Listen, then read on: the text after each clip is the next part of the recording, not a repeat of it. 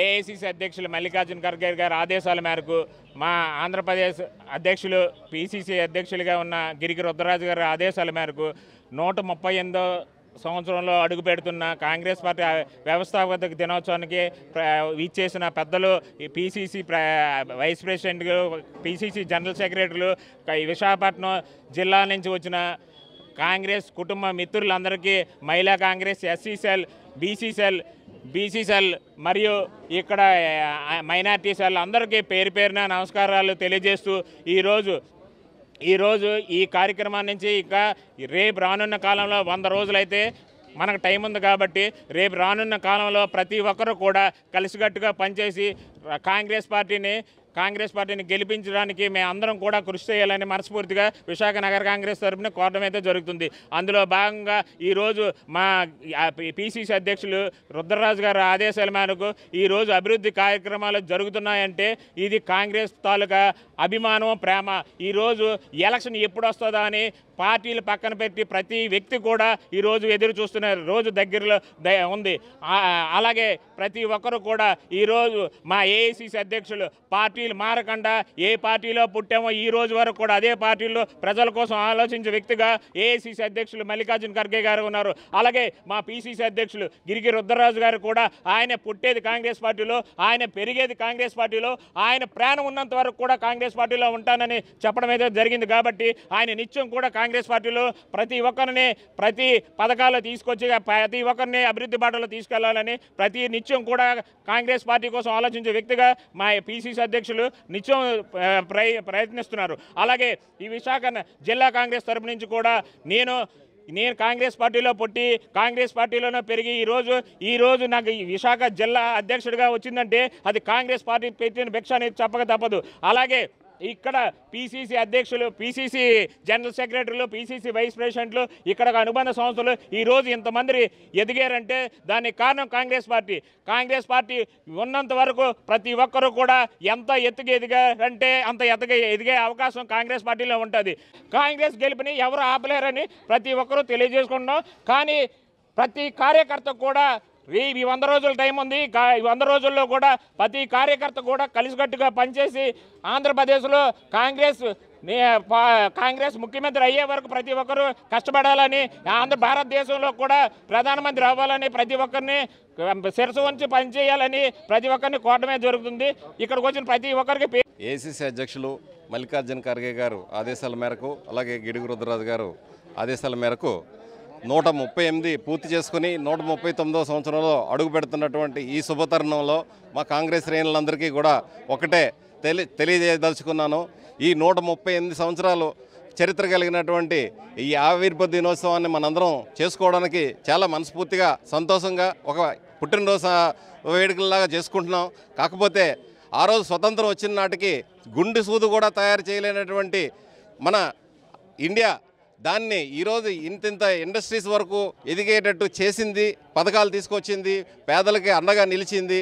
SC, ST, minority, BC అన్ని వర్గాలని కలుపుకుంటూ కాంగ్రెస్ పార్టీ అభివృద్ధి దిశలో నడిపించి ఈరోజు పరిపాలన చేస్తున్నటువంటి 8.5 సంవత్సరాలు పూర్తి చేసుకుని 9 సంవత్సరాలలో ఉన్నటువంటి బీజేపీ ప్రభుత్వం ఏం చేసిందని ప్రజలు మీరే స్వయంగా బీజేపీ ప్రభుత్వాన్ని అడిగి రాబోయే కాలంలో 24లోని అటు కేంద్ర ప్రభుత్వంలో కానీ ఇటు రాష్ట్ర ప్రభుత్వంలో కానీ కేవలం కాంగ్రెస్ పార్టీ వల్ల ప్రత్యేక హోదా కానీ, ప్రత్యేక ప్యాకేజీలు కానీ, లేకపోతే ఏవైనా మనకి ఆ డెవలప్మెంట్ కార్యక్రమాలు ఉన్నాయంటే అవి కాంగ్రెస్ వల్లే జరుగుతాయి. కాబట్టి మీ అందరికీ తెలియజేయడం ఏంటంటే కాంగ్రెస్ ఆవిర్భావ దినోత్సవం ప్రతి కుటుంబంలోని, ప్రతి ఇంట్లోని కూడా చేసుకున్నటువంటి సంతోషంగా ఉంది. ఈరోజు కాంగ్రెస్ పార్టీకి 24లో ఓటేసి కేంద్ర రాష్ట్ర ప్రభుత్వాలను గెలిపించాలని మీ అందరినీ కూడా సవినయంగా మనస్ఫూర్తిగా కోరుకుంటూ సెలవు తీసుకుంటున్నాను. Thank you. ఈరోజు 139వ కాంగ్రెస్ పార్టీ ఆవిర్భావ దినోత్సవం పురస్కరించుకొని మా ఏఐసిసి అధ్యక్షులు ఖర్గే గారు, మా ప్రీతం నాయకులు రాహుల్ గాంధీ గారు పిలుపు మేరకు, అలాగే మా పిసిసి అధ్యక్షులు గిడికి రుద్రరాజు గారు ఆదేశానుసారం ఇక్కడ ఈరోజు విశాఖపట్నం జిల్లా కాంగ్రెస్ పార్టీ ఆఫీసులోని ఘనంగా జరుపుకోవడం జరిగింది. కాంగ్రెస్ పార్టీతోనే ఈ దేశం ఒక తాటి మీద ఉంటుంది, అందరూ ఒక దీని మీదే పనిచేస్తారని తెలియజేస్తూ రాహుల్ గాంధీ గారు భారత్ జోడో యాత్ర ద్వారా ఈ దేశాన్ని ఒక తాటి మీద తీసుకురాగలిగాం. అలాగే రాహుల్ గాంధీ గారు ఇప్పుడు రెండో దఫా భారత్ న్యాయ యాత్ర చేస్తున్నారు 6200 కిలోమీటర్లు. రాబోయే 2024 ఎన్నికల్లోని కాంగ్రెస్ పార్టీ విజయం సాధిస్తుందని మీకు అందరూ తెలియజేస్తూ సెలవు తీసుకుంటాను. Thank you.